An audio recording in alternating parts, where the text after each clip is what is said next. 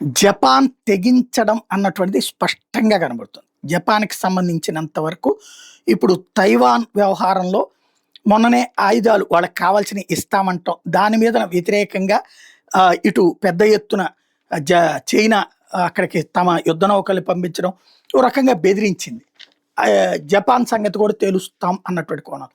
అయితే జపాన్ తాజాగా చైనీస్ ప్రెజర్‌ని పట్టించుకోకుండా తైవాన్‌కి తను చేస్తానన్నటువంటి సాయం చేస్తుంది.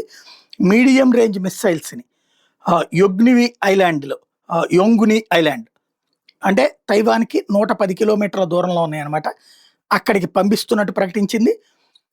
వాళ్ళకి అవసరమైనటువంటి విధంగా వాళ్ళు వినియోగించుకోవచ్చు. వాళ్ళ భద్రత కోసం, వాళ్ళ ఆత్మ గౌరవం కాపాడుకోవడం కోసం, వాళ్ళ ఆత్మరక్షణ కోసం ఇస్తున్నాం అన్నటువంటి విషయాన్ని తేల్చి చెప్పింది.